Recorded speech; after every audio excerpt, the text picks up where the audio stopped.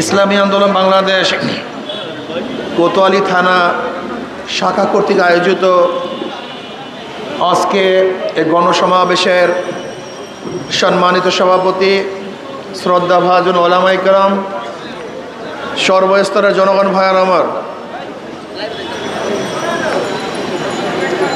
আপনারা বহু বক্তাদের বক্তব্য শুনেছেন। বর্তমান পরিস্থিতি সম্পর্কে কম বেশি আমরা সবাই জানি। 5ই আগস্টের গণবিপ্লবের আমরা অনেকেই অংশীদারি। 5ই বিপ্লবের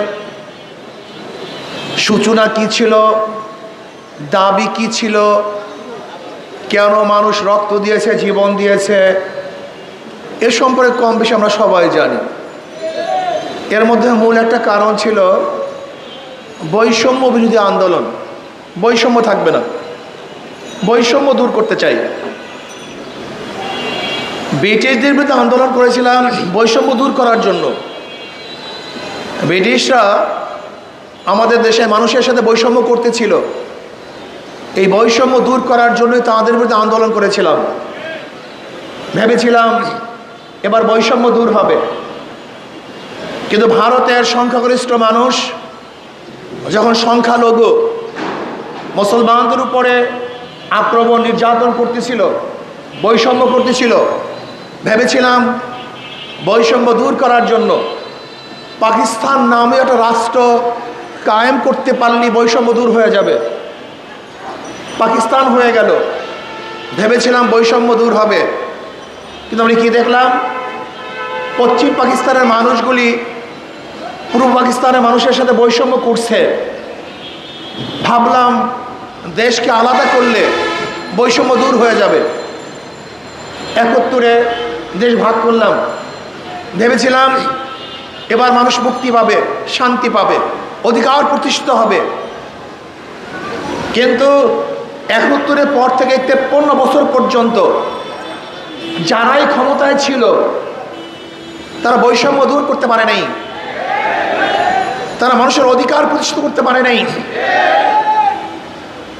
71 থেকে 2024 পর্যন্ত যারা ক্ষমতায় ছিল তারা দেশকে দুর্নীতিতে 5 বার চ্যাম্পিয়নশিপ করছে।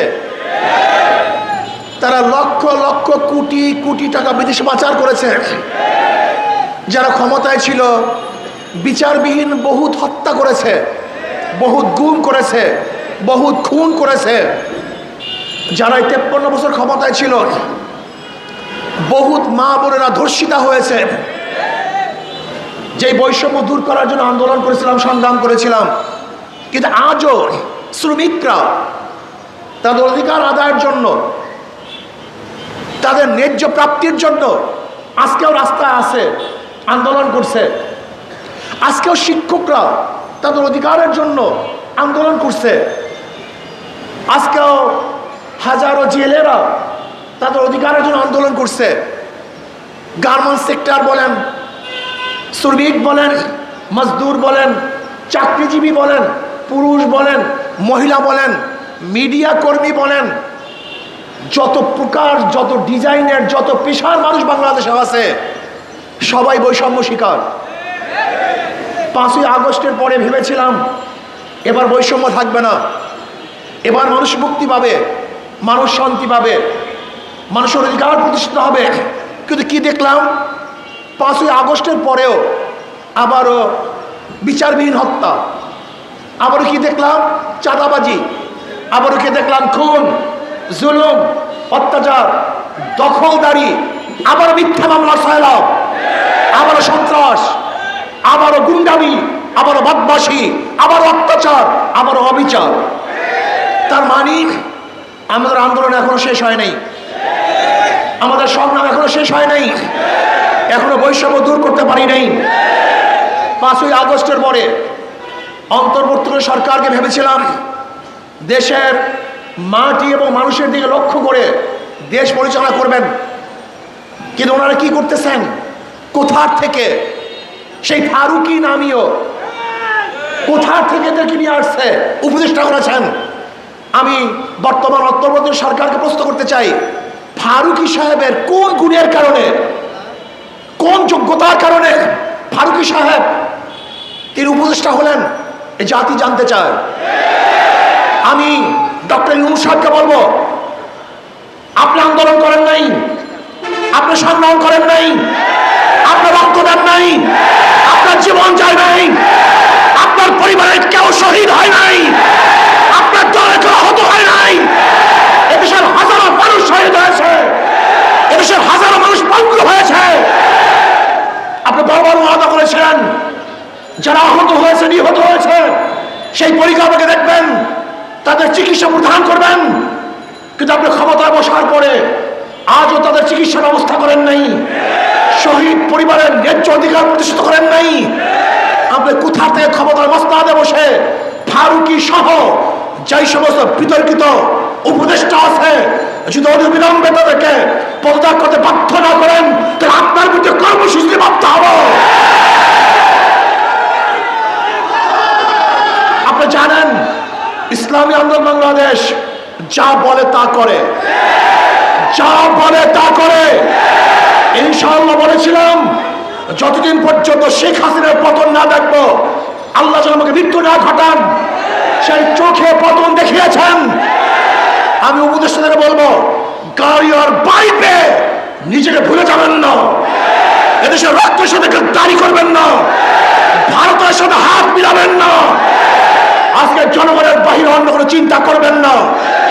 আমি উপদেষ্টার সাথে যখন দেখা করতে গেছিলাম, আমি বলেছিলাম কোন অবস্থাতেই যেন বিদেশে কোনো সংস্কৃতি আমাদের চাপিয়ে না দেওয়া হয়। যদি বিদেশে কোনো সংস্কৃতি আমাদের চাপিয়ে দেওয়া হয়, তাহলে আর একটা আন্দোলন হবে, আর একটা সংগ্রাম হবে। ওই ভারতের কোনো দালাল, ভারতের কোনো পাঁচটা গোলামদেরকে এদেশের মানুষ উপদেষ্টা দেখতে চায় না। এটা হবে না। করবেন কিনা জানি না, যদি না করেন তাহলে বিসমিল্লাহ বলে আপনার বিরুদ্ধে আন্দোলন শুরু হবে। যা হবে রাজপথে হবে, মোকাবেলা হবে রাজপথে হবে। দেখবো আপনি কিভাবে রাখেন, কোন শক্তিতে রাখেন, এটা দেখবো ইনশাআল্লাহ। আজকে দ্রব্যমূল্যের ঊর্ধ্বগতি রোধ করতে পারছেন না কেন? কি করতেছেন? দ্রব্যমূল্যের ঊর্ধ্বগতিকে অবশ্যই নিয়ন্ত্রণ করতে হবে। কোন জায়গায় ডিস্টার্ব, কোন জায়গায় সিন্ডিকেট, কাদের মাধ্যমে আজকে এই অবস্থা হচ্ছে, তাদেরকে চিহ্নিত করতে হবে। মানুষের দ্রব্যমূল্য তাদের নাগালে নিয়ে আসতে হবে। আমার গরিব, আমার শ্রমিক, আমার মজদুর, আমার জেলে, আমার চাষি, আমার কামার, আমার কুলি, তারা গোটা ভাত খেয়ে আনন্দে ঘুরবে, তারা বস্ত্র পরিধান করে হাঁটবে। আমার বাংলাদেশে একটা নাগরিক খোলা আকাশের নিচে থাকবে, তা দেখতে চাই না। প্রত্যেক নাগরিকের বস্ত্র, বাসস্থান, খাদ্য, চিকিৎসার গ্যারান্টি দিতে হবে। এইটা আমাদের দাবি, এইটা আমাদের দায়িত্ব। আজকে অন্তর্বর্তী সরকারকে বলবো, দেশ নিয়ে চিন্তা করুন, মানুষ নিয়ে চিন্তা করুন। ওই কয়েকজন চাটুকর দালালদের চিন্তা যদি চলেন, তাহলে শেখ হাসিনার যেই পরিণত হয়েছে আপনার একই পরিণত হবে। এদেশের মানুষ না খেয়ে থাকতে পারে কিন্তু গোলামি করা জানে না। এদেশের মানুষ না খেয়ে থাকতে পারে কিন্তু গোলামি করতে পারে না। এদেশের মানুষ ভুকা থাকতে পারে কিন্তু কার পাড়ার নিচে মাথা নত করতে পারে না। এদেশের মানুষ ব্রিটিশদের বিরুদ্ধে আন্দোলন করেছিল, এদেশের মানুষ ভারতের বিরুদ্ধে আন্দোলন করে পাকিস্তান রাষ্ট্র গ্রহণ করেছিল। এদেশের মানুষ সেই পরাশক্তি পাকিস্তানের বিরুদ্ধে আন্দোলন করে বাংলাদেশের স্বাধীন করেছিল। এদেশের মানুষ 5ই আগস্ট বাংলাদেশের কোটা নিয়ন্ত্রিত যে সরকারের সাথে ছিল নিয়ন্ত্রণ, সেই সরকারকে মোকাবেলা করে এদেশের মানুষ শেখ হাসিনাকে এদেশ থেকে ভাগাতে বাধ্য করেছে। আপনি চিনেন বাংলাদেশের মানুষ কারা, এদের চরিত্র কি? এরা না খেয়ে থাকে কিন্তু কোনোদিন গোলামি করতে পারে না, না খেয়ে থাকে কিন্তু মাথা নত করতে পারে না। কাজে আসুন, যাদের মাধ্যমে লুটপাট চাঁদাবাজি হচ্ছে, এদেরকে দ্বিতীয়বার আমরা ক্ষমতায় দেখতে চাই না। আজকে বিএনপি পুরো ইউটার্ন, ক্ষমতার জন্য পুরা ইউটার্ন। বিএনপির স্বাদ মেটে নাই, ওনাদেরকে আসলে পুরো অত্যাচার অবিচার করা এখনো হয় নাই। আওয়ামী লীগ সরকার যেই পরিমাণ নির্যাতন করছে তাতে ওনারা স্বাদ মিঠে নাই। ওনারা আবারও আওয়ামী লীগকে ক্ষমতা আনার জন্য পথ উন্মোচন করছেন। কারণটা কি? চোরে চোরে হালি, এক চোরে বিয়া করে আর এক চোরে হালি।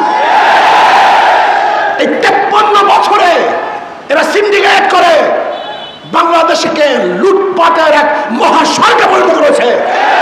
এরাই চাঁদাবাজি করেছে, এরাই দখলদারি করেছে, এরাই জুলুম করেছে, এরা অত্যাচার করেছে, এরাই খুন করেছে, এরাই ধর্ষণ করেছে। জনগণকে ঐক্য হতে হবে, জনগণকে ঐক্য হতে হবে। যেই দলের মধ্যে চাঁদাবাজ আছে, যেই দলের মধ্যে খুনি আছে, গুমি আছে, দুর্নীতিবাজ আছে, তাদেরকে সাপোর্ট করবেন না, তাদের দল করবেন না, তাদেরকে ভোট দেবেন না। যদি জনগণ ঐক্য হন তাহলে কোনো দুর্নীতিবাজ আর ক্ষমতায় বসতে পারবে না। অন্তর্বর্তী সরকারকে বলবো, পিআর সিস্টেমে নির্বাচন দিতে হবে, সংখ্যানুপাতিক হারে নির্বাচন দিতে হবে। যদি সংখ্যানুপাতিক হারে নির্বাচন দেন তাহলে ওই সংসদ কোনো ফেসিস্টকে আর জন্ম দেবে না। জনগণের সরকার হবে, কল্যাণময়ী সরকার হবে।